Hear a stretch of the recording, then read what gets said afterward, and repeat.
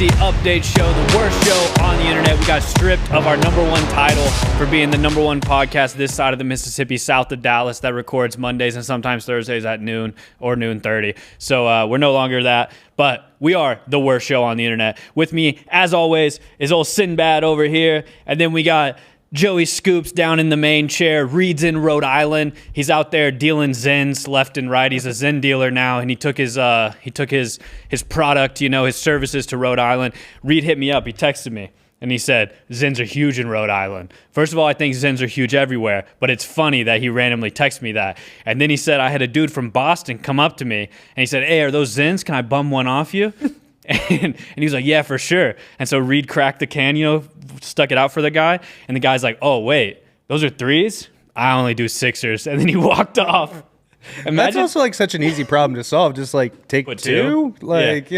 Imagine the disrespect, though, of a dude asking for a Zen and then being like, oh, only sixers, actually, and walking off. I was like, Reed, I think you have to fight that guy. But, yeah, so we got the crew here. Got an exciting show planned for you guys. Kind of staying with this same routine of looking back at some of the ADCC runs. Today, we're mainly going to look at Felipe Pena. So I feel like there's a high churn in jiu-jitsu. We all know that. New white belts step on the mat every day and eventually become blue belts, if they train real hard and stay dedicated. But that's just a constant cycle. And then they quit. And that cycle repeats itself until the end of time.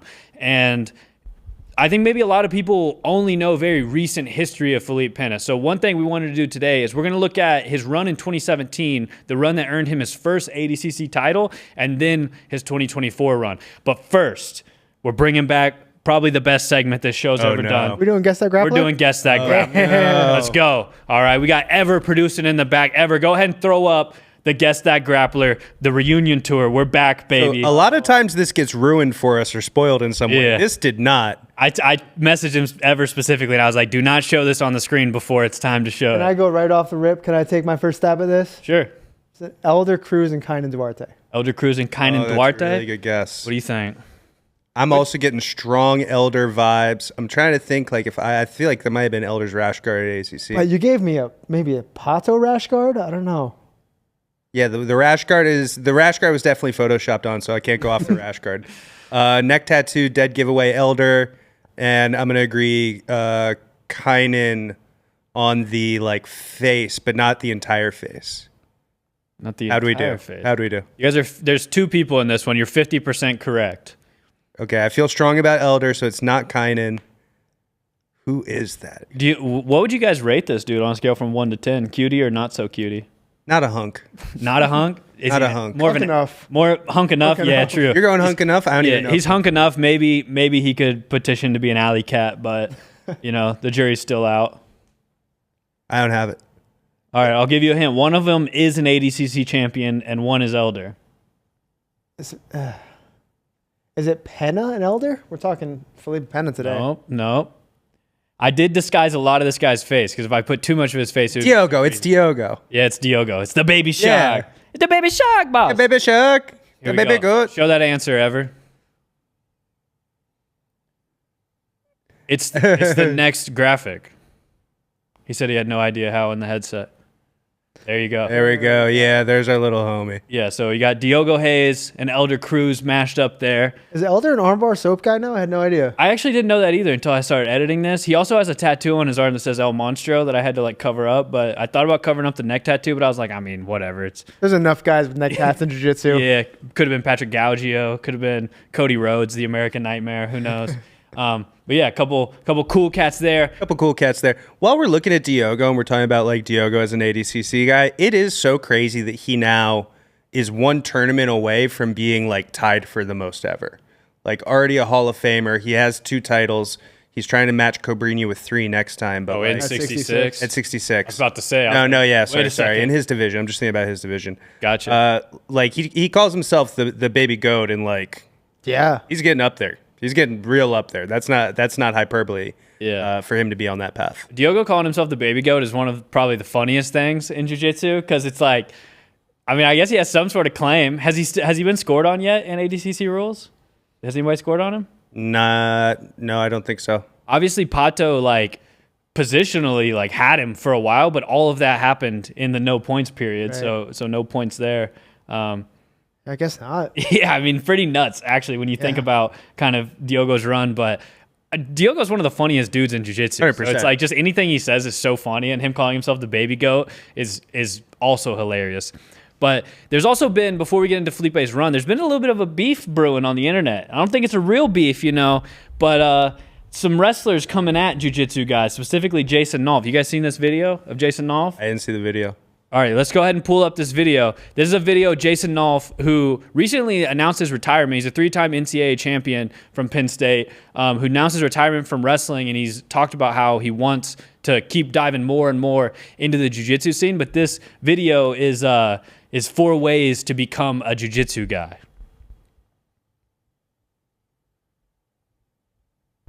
You're at on the mat. I think this is the middle of it. Tired? You just want to, and then you want to bang the collar tie like this.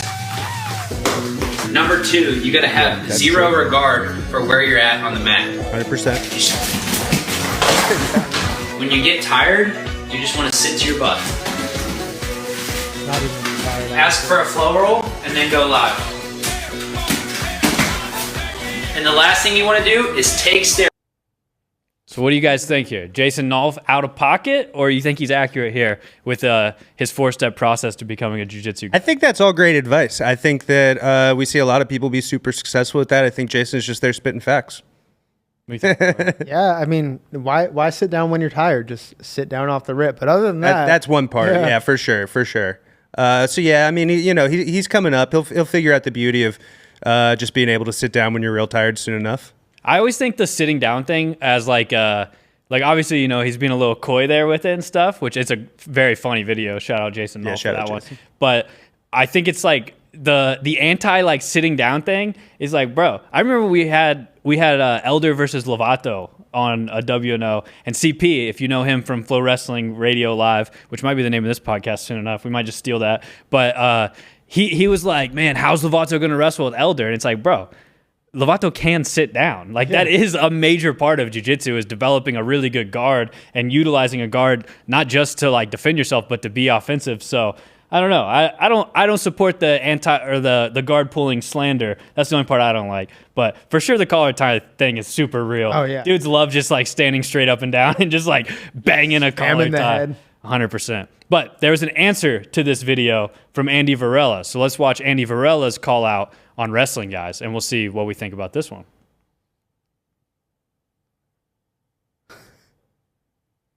Five things wrestlers do to be a little silly. Number 1, excessive cornering. Let's go, champ. Let's go. He's tired, man. Look at this guy, man. Come on. Let's go, champ. Let's go, champ. Number 2, the oil check.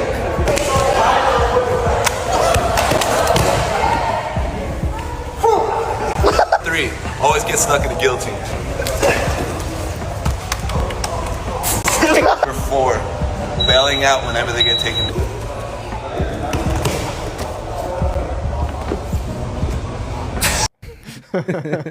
What do you guys think about this one? You think Andy's on to something here? Or? I think that imagine being the guy that Andy asks to make this video with. It's like, wait, you're going to do what? What was number 2 again? The oil check? Yeah. We're filming that? No, I think it's good fun. I think it's Andy, who has wrestling experience, is a badass wrestler himself.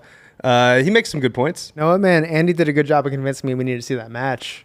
Yeah, that would be a tight match. Varela versus Nolf is a fun match. That would be crazy, yeah. That would be sick if that's what comes out of this. Varela just does crazy shit. He just 100%. Goes, he just kind of like opens the tank. He'll stand with Jason. Like that's a fun match to make. Yeah, 100% like of that. Yeah, I think probably one of the realest things out of Andy's thing is the crossover for the oil check. Like, doesn't really make its way to jiu-jitsu, to be honest. Like, it like happens like almost accidentally sometimes. I feel like, and it's like a big deal. Like a big joke gets made of it in the jiu-jitsu world. But like, I mean, honestly, I feel like wrestlers view it as a legitimate grip, Like, it's like, 100%. It seems to happen a lot. A ton. In jiu-jitsu, it's like, highest level, 100%. Yeah, it's like in jiu-jitsu, it's like, bro, oil checks aren't happening, to be honest. Like, if a dude oil checked me in the gym, that would be weird. Like, 100%. I would think, like, bro, something is up. Like, we got to talk about freaking Corey at Paragon. Keeps oil checking. Not me. To quote Billy Madison, that's assault, brother. Yeah, for sure, 100%. The belling out thing is funny, too. But, yeah, so a little fun there, back and forth, wrestlers versus jiu-jitsu guys. Man, we need more of this in the jiu-jitsu world right now. Just like, let's just make jiu-jitsu fun again. Yeah, mix it up, have fun. Yeah, I think it's a great thing to see Jason coming into grappling and to see some of these Penn State guys and some of these high-level wrestlers really not being afraid to get in there and mix it up and make a little bit of money and put on some really exciting, fun matches. Jason is one of the most exciting NCAA wrestlers of all time, in my opinion. Having followed his career, and I think that he has, I don't know, bright future, because like obviously he's no, that's not what I'm saying. Well, just like suck it. Just like I don't know how long he'll be here, because he has had like a long competition career where his body's like carrying those miles. But like for as long as we get him, it's gonna be awesome. Yeah, for sure. I mean, I do think I feel like it's not crazy to say that there's like more longevity in jiu-jitsu versus wrestling. Like obviously wrestling is so like strenuous on your body, like especially the way wrestlers approach wrestling versus the way jiu-jitsu guys approach jiu-jitsu. It's so much more laid back. Like even like the mental exhaustion side of competition in jiu-jitsu is so much more chill than like wrestling, I feel like. So I don't know. I hope Jason Nolf continues in the jiu-jitsu scene. That would be pretty sick. A sick addition to the jiu-jitsu world. But let's take a little trip down memory lane now. Let's go back to 2017 ADCC. Where was this one? This was Finland, right? So ADCC Finland 2017. This is the year that Felipe Pena won his first ADCC gold medal. But strangely enough, he didn't do it in his weight division. He ended up losing in his weight division. Who did he lose to? He lost to Yuri Samois in the finals. We're going to start with a couple of, there'll be some highlights thrown in of his weight class minus 99. But lost to Yuri and then came back strong in the absolute. Yeah, so had a heck of a absolute run. This is where his second match with Gordon took place, right? So he had the Studio 540, no time limit match, and then this is where the second his second win over Gordon. So this is what made him 2-0. But let's go ahead and just play this video. We just have a little highlight here, like about a 5-minute highlight of kind of Felipe's run, starting off obviously in the under 99 kilogram division. But yeah, what was like the view of Felipe Pena in 2017 as a grappler? So this was definitely his breakout tournament, I would say, where everybody knew he was very tough and that he was among one of the best guys, but I don't think he was favored necessarily in any of these divisions. Here you see him taking on Lovato, who's obviously very tough. Yuri was definitely seen as one of the favorites to win that division. And then in the absolute, I don't know how many people were picking him, but this is a really sick scramble, by the way. They just keep going here. But I would say that this was definitely a breakout event for Felipe Pena. And Felipe, even in his career up to now, for black belt career started like 2014, was just kind of the human backpack guy, right? Like very good at getting on people's backs and impossible to shake off.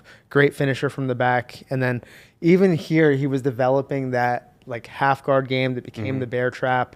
The kind of stuff we saw him working even just a month ago at ADCC. So his game has kind of just evolved and never really changed much. He's been locked in, focused, and maybe the best in the world at what he does and getting on the back and using that 50-50, being offensive from 50-50.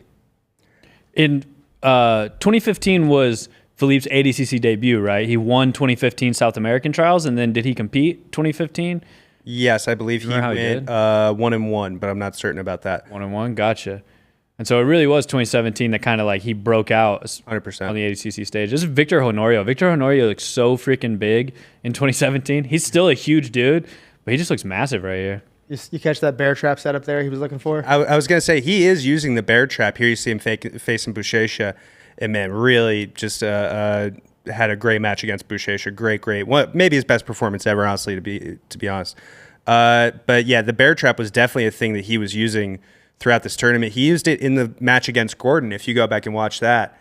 And Gordon actually had some different answers for it than what he ended up showing in 2024. So I thought it was really interesting to compare those if you go back and watch it now with that context. But yeah, here against Buchecha, who was had won the plus 99, he takes him down, he passes his guard, he's eventually going to get on the back. I mean, he had a really, really dialed in performance here.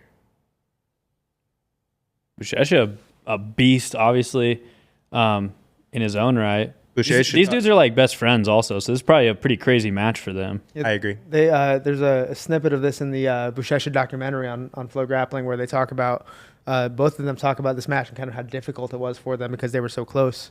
For Felipe to get this win Doesn't seem as difficult for Felipe, if I'm being honest, watching some of the footage. He was able to definitely find a way. And that's a crazy feat to take Boucher's back. Who's done that? Nobody. I mean, it's so rare. You look at the match he had with Gordon where it came down to one penalty over a half hour.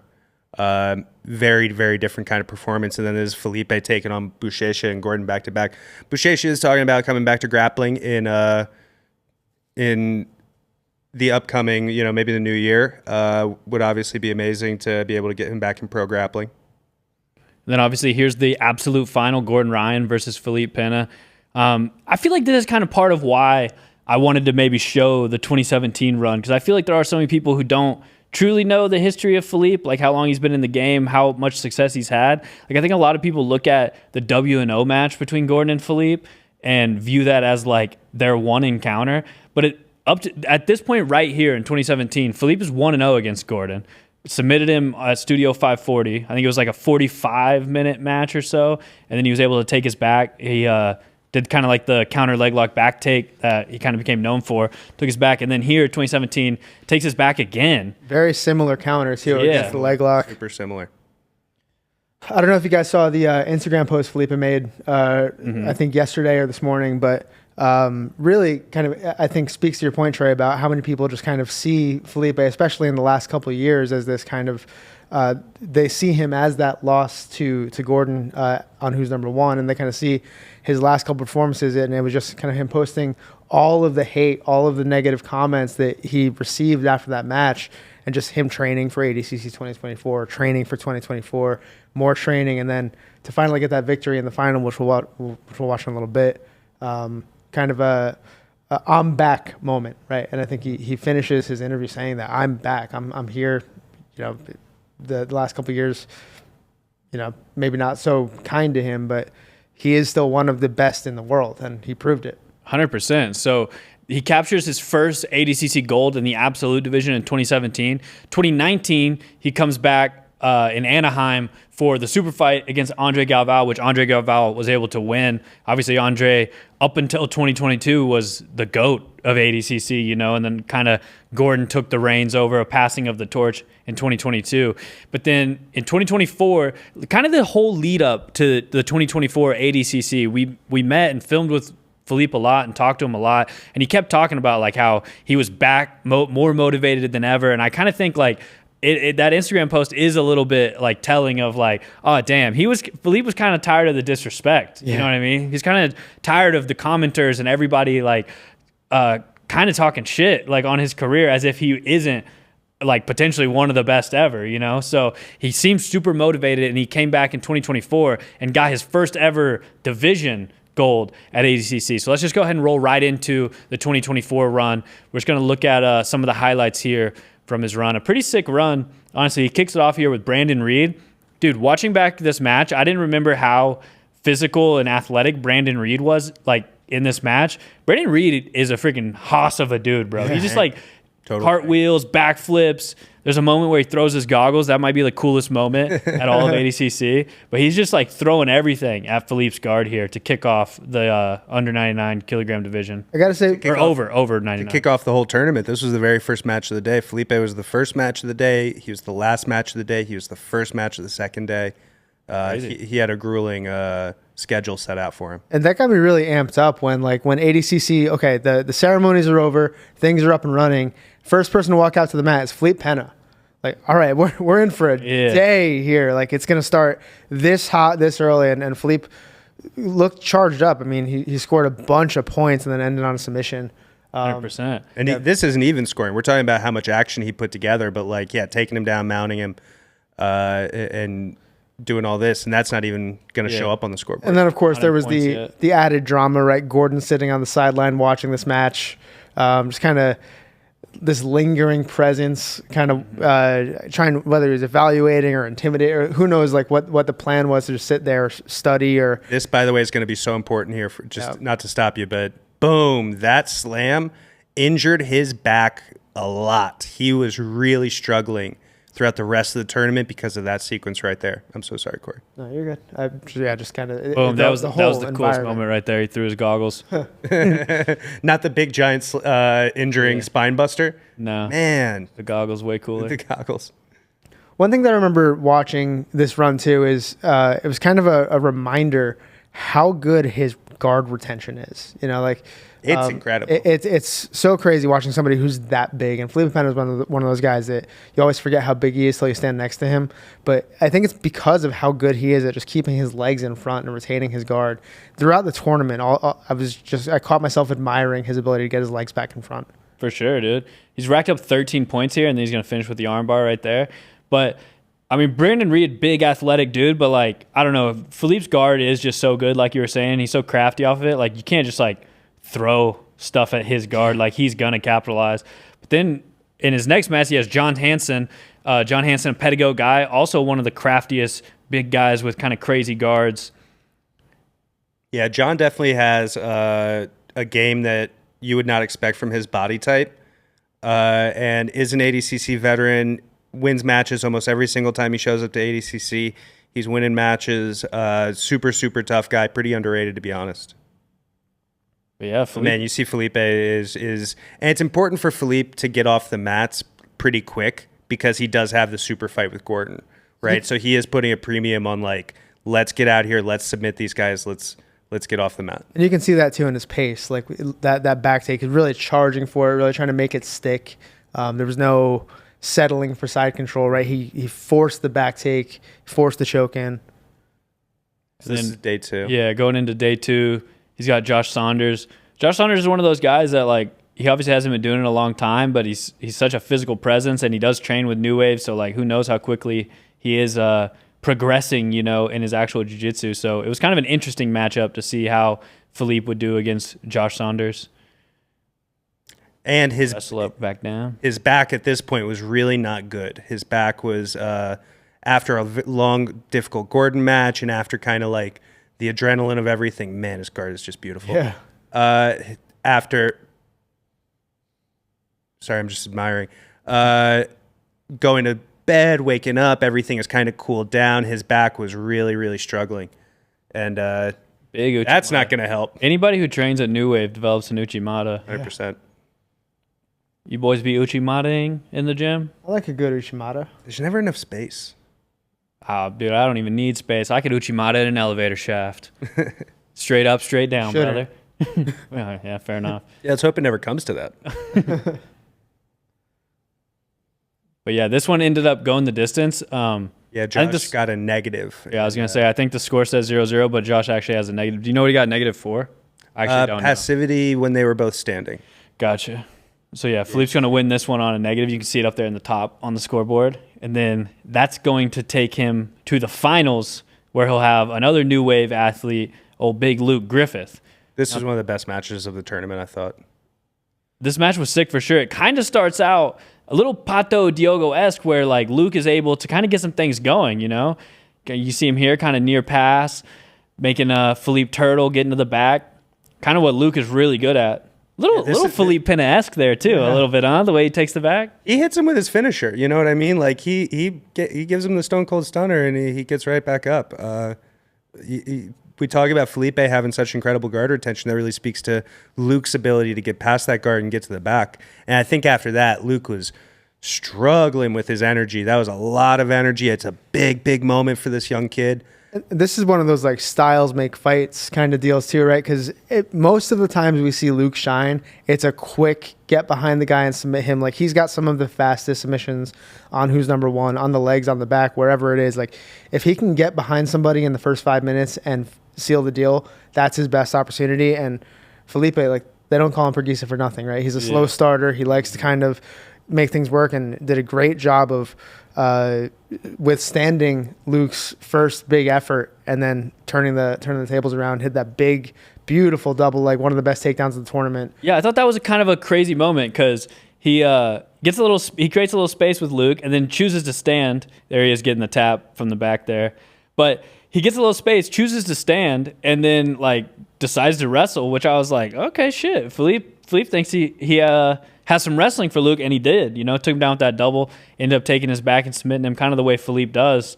Look how stoked he is, bro. Yeah, this one meant as much as maybe any title is meant to Felipe, right? Also, not for nothing, like he got a handful in this tournament. Brandon Reed, big, scrappy, physical wrestler. John Hansen, one of the biggest, most intimidating guys, who's very well-rounded, great guard, Very technical, right? Who was there? Josh Saunders, who is as physical as they come, and then Luke Griffith, who was on an absolute tear in the last couple of years, and probably again one of the most physical, well-rounded athletes in the division. Yeah, in that celebration, you can also see Papa Preguiça going nuts. I forget what is that who that was? That was his dad. Yeah, I forget what Felipe calls him. Not there. One was his coach, but then the other one was his dad.